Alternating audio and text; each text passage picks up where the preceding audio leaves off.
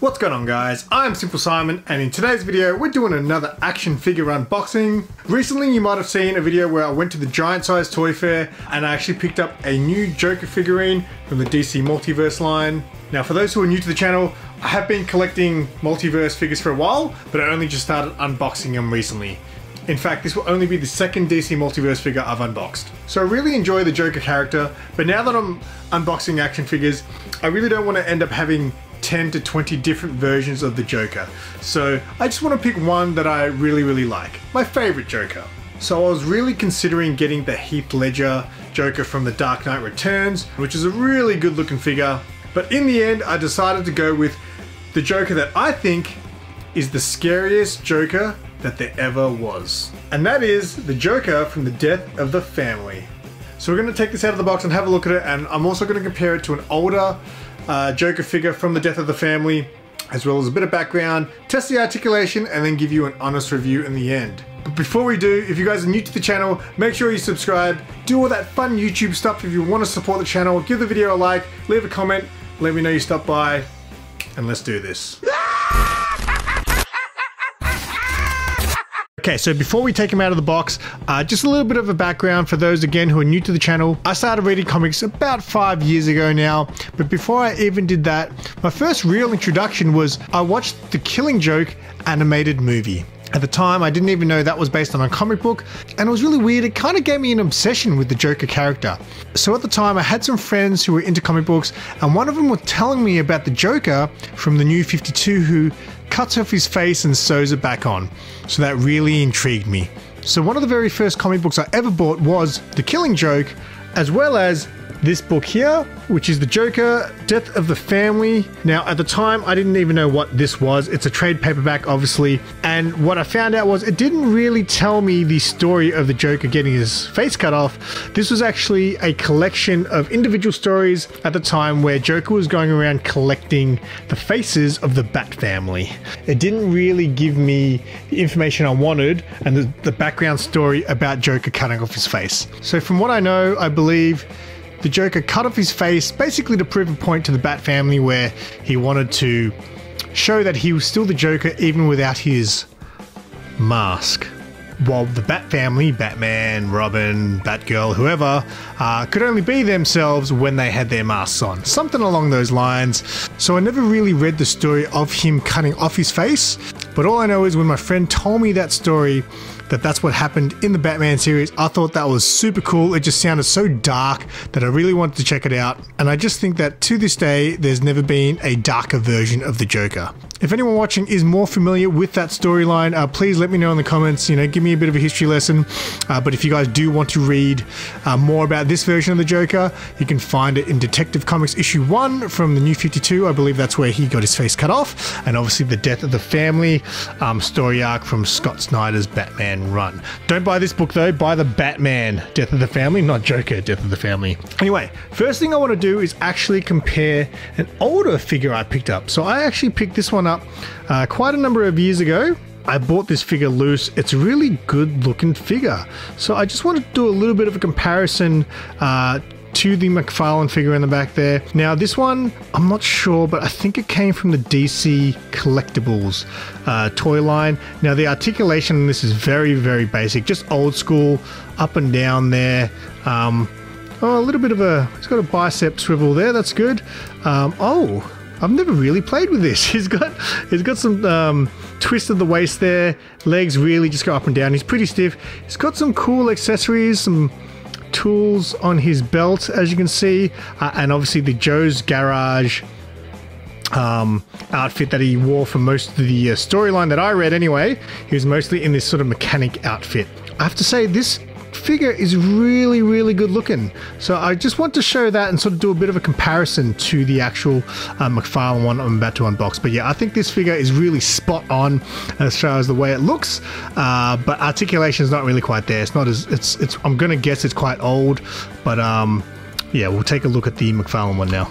So this is a look at the back of the box now. If you actually look at his outfit there, he's wearing his more traditional Joker outfit. Again, correct me if I'm wrong if you're more familiar with the story, but I don't really remember him wearing his traditional Joker outfit for most of the stories that I read. He mostly was wearing the Joe's Garage mechanic's outfit for most of the stories that I read in that Death of the Family. From memory anyway, it's been a number of years, but yeah, in this McFarlane version, he's wearing his traditional Joker outfit. So Death of the Family. He's got the card with the same image on the back, and obviously the stand. Again, I don't like to take these out because I don't like destroying the backing there. If anyone knows if the NECA stands fit the McFarlane figures, let me know, because I know you can buy the I know you can buy the NECA stands separately. Now, accessory wise, he has an axe. Now, I don't remember him having an axe either. It's actually a very Batman looking axe as well, if you can see that there. So that's an interesting choice. Let me know again, does he use an axe? I cannot remember that, but let's take him out of here and have a good look at his articulation. All right, so there's a real good look at the figure there. It's very glossy on his legs there. It doesn't really match the upper suit here, which is all kind of more like a matted out finish. So a little bit of a, I feel like that's a bit of a knock on the paint job here. I quite like the material up the top, the matted material, but the fact that his legs look kind of shiny, that kind of ruins it a little bit for the paint job. Probably the first knock I've ever had on a paint job coming out of the box since I've started doing these figure unboxings, but his face looks pretty decent there. Let's compare him here. So there's the two faces. What do you guys reckon there? They're both good. I feel like this DC Collectibles one is just a little bit more comic book accurate, if anything. But I believe a number of different artists did draw these guys. So, but I just feel like this DC Collectibles one looks spot on to the comic books. While this, again, I just can't remember him wearing his traditional suit. But look, his face still looks quite good there. There's the back of him. So as you can see there, what I mean, like see how shiny his legs are? Alright, let's have a look at his articulation. His head, ooh, pretty stiff there. Goes all the way around. Yeah, up and down. Up and down, that's pretty decent as well. His arms go out to about there, so he can do a nice little T-pose there. He's got some hidden butterfly joints in there. I don't know if you can see that properly. He's got some bicep swivel. Elbows, what's that, double jointed? There you go, look at that. Oh, hang on, I've got a good one here. Let's do a dab. Yeah, the Joker doing a dab. Good articulation all around there. His hands have both swivel as well as a bit of, oh, it's on a ball there. Ab crunch, I'm not expecting much from this, but his abs goes a little bit, not really much. He goes back probably more. That's actually quite impressive that he goes back that far. That's about as forward as he goes. Chest, in terms of the chest there, so that's actually pretty decent. Nothing at the waist, it seems, which is an interesting choice. His legs don't go that far, kick out to about there, go back to about there. His knees there, and his foot just goes up and down and turns a little bit. Look, articulation, I think it's probably it was much better than the Batman articulation, I think, especially with his arms. His arms have quite a good range of movement with the swivels, good elbows, and yeah, I mean, doing a dab with Joker, I mean, that was sick. Yes, let's do it one more time before we move on. Dope. All right, so now we're going to do some size comparisons. This is him next to my original McFarlane, obviously much beefier, the McFarlane version, but the height's actually not too far off. I mean, again, I believe it's from the DC Collectibles range, but I might be wrong there. Now, before I said this was my second McFarlane unboxing, I made a mistake. Grifter was my second unboxing. This is Joker standing next to Grifter. Here he is next to a Star Wars Black Series Bo-Katan.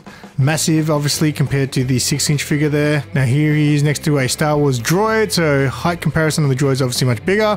Still towering over him. And I always like to throw in some Spider-Gwen. There she is. I always like to compare them to the Spider-Punk, because Spider-Punk is quite tall for his figure range. Here he is dabbing with my Thanos from SH Figure Arts. How cool are these guys?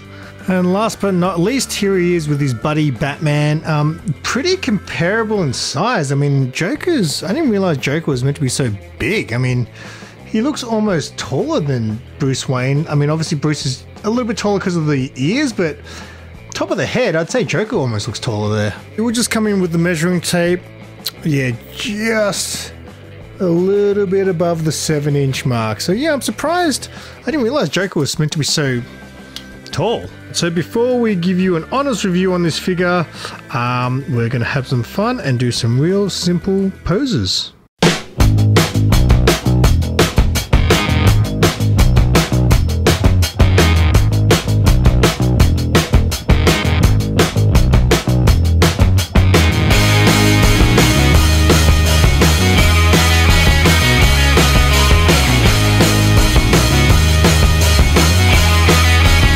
How about that for some terrible posing?